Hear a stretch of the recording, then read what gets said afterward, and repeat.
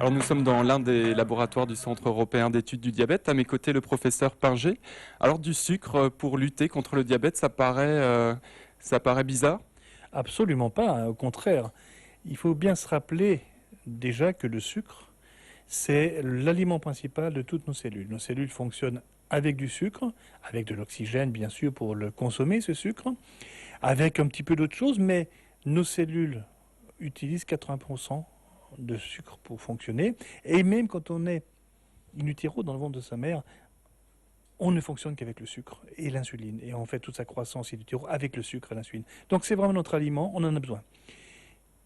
Deuxièmement, ce qui est important, c'est que pour que ce sucre soit bien utilisé par les cellules, il faut qu'il soit dans le sang à une concentration donnée, qui est 1 gramme par litre. 5 litres de sang avons-nous habituellement dans le sang. Donc il y a en permanence 5 grammes de sucre qui circulent dans le sang, qui sont utilisés par les cellules et reproduits et maintenus. Et toute la problématique de la régulation de la glycémie, c'est ça.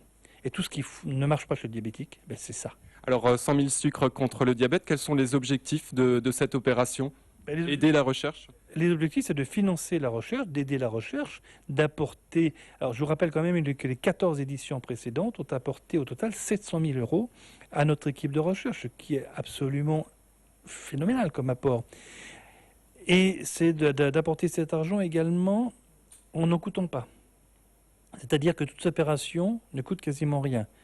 Les sucres sont fournis par la sucrerie, les dessins sont faits par PM, tout ça, ça ne coûte rien. Les bénévoles, par définition, ne coûtent rien.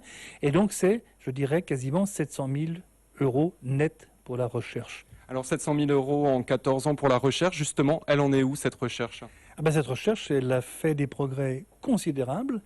Alors, dans notre domaine particulier, le plus grand, l'axe le plus important, c'est l'axe de développement d'un pancréas bioartificiel, c'est-à-dire d'un système dans lequel on pourra mettre des cellules pancréatiques, les mettre et les enlever, implanter ce système chez l'homme sans avoir de phénomène de rejet. Donc on pourra vraiment proposer aux diabétiques un traitement à très long terme, totalement efficace et sans problème de traitement anti-rejet. Aujourd'hui, on a pu démontrer l'efficacité sur le petit animal, sur le rongeur. On est en train de finaliser le projet pour le plus gros animal, le porc. Donc on est très optimiste pour que dans le futur, ce système puisse être proposé à l'homme. Très bien, merci beaucoup professeur Pinger. Merci à vous. Alors l'opération 100 000 sucres pour lutter contre le diabète ne pourrait pas se faire sans les bénévoles. Nous en avons rencontré une, elle nous explique le pourquoi de son engagement. Eh bien, ça va faire 14 ans cette année que j'ai démarré à être bénévole auprès du professeur Pinger. Il cherchait donc, la campagne était lancée avec les petits morceaux de sucre à l'époque, du fait que cette année, on a des boîtes supplémentaires. Et comme je ne travaillais plus, donc j'étais libre de mes journées. Et il m'a demandé gentiment si je pouvais faire partie de son équipe en tant que bénévole. Donc j'ai pas hésité, vu que j'avais des antécédents dans la famille, j'ai des amis, et puis maintenant donc il y a beaucoup d'enfants aussi, et c'est vrai que les personnes, c'est pas évident, elles ne croient pas trop au départ quand on leur dit que c'est une maladie grave, parce que comme ça ne fait pas mal, souvent on s'est moqué de nous. Et maintenant, ils prennent conscience quand même du fait qu'il y a beaucoup d'enfants et de plus en plus jeunes. Alors j'ai l'honneur d'avoir à mes côtés Monsieur Piem, le dessinateur. Vous êtes le parrain de l'opération 100 000 sucres pour lutter contre le diabète depuis 14 ans. 14 ans, expliquez-nous le pourquoi de cet engagement. Eh bien, vous savez, quand on fait des petits Mickey, des petits dessins, des petites bricoles, et qu'on s'aperçoit que ces petits dessins peuvent servir à quelque chose, je crois que c'est d'abord un honneur et puis un plaisir, et ça justifie une existence, puisque nous en sommes arrivés au bout de 14 ans à la mise en boîte, puisque maintenant c'est ça.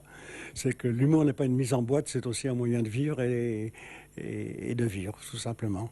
Donc je suis très content, très heureux, parce que ça représente la ténacité.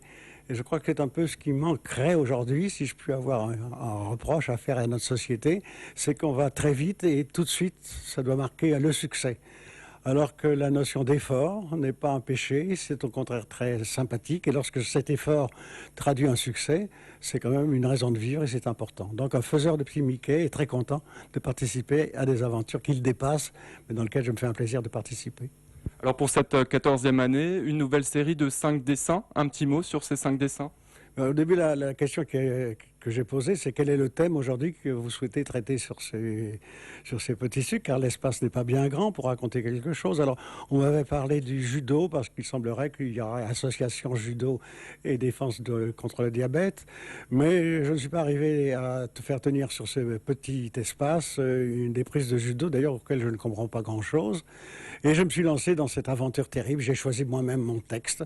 Et j'ai pensé que le cœur pouvait être quand même un beau sentiment au bout de 14 ans. Donc ce cœur est d'une part sur le plan physique aussi, il y a une condition d'existence, de le faire battre au bon moment. Et puis dans une société que j'aurais tendance, ça doit être tenu à l'âge comme un peu égoïste, je crois que le cœur c'est l'autre, c'est donc le partage. Et ça me paraît un des moments importants de l'existence, c'est de partager avec les autres. Des cœurs que les donateurs peuvent colorier en rouge.